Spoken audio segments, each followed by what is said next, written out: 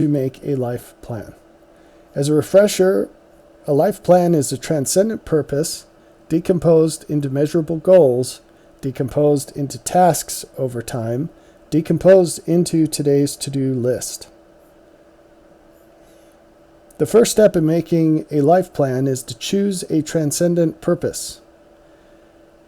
You get to choose this. No one chooses it for you. You're free to use or not use other people's work in this, other people's ideas, but at the end of the day, it's your choice.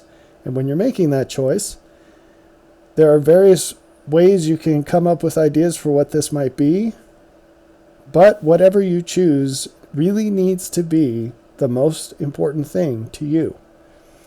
The reason for this is that a lot of the power of this approach comes in your ability to automatically subordinate anything else to this purpose.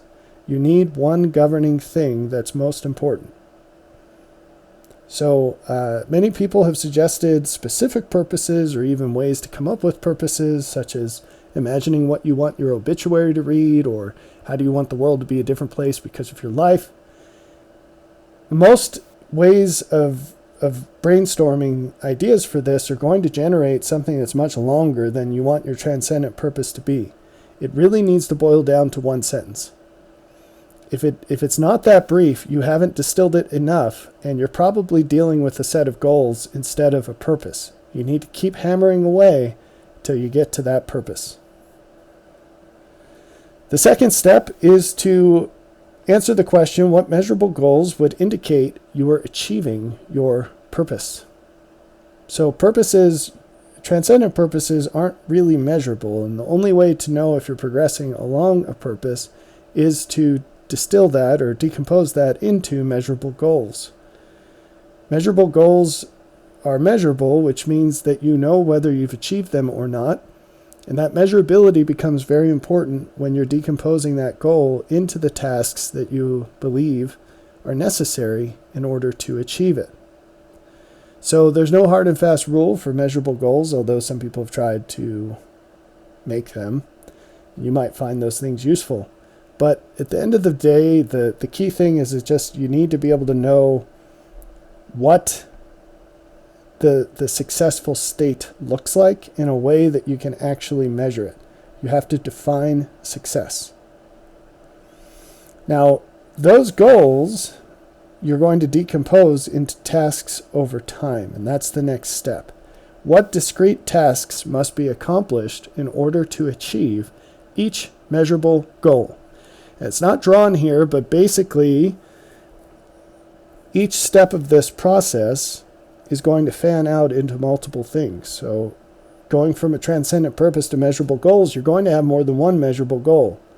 Now for each of those, you're going to have a list of tasks that you need to accomplish over time in order to achieve that goal.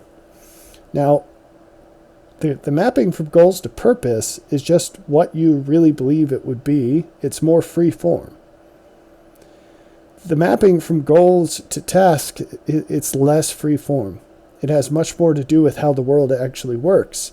Those tasks are going to yield the measured achievement of the goal. It can't be very loosely defined. You really have to find out what it takes to achieve those goals.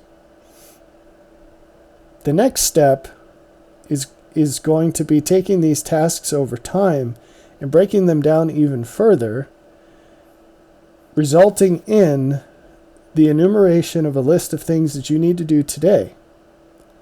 Now, this is where, so we were branching out from purpose to goals to tasks over time.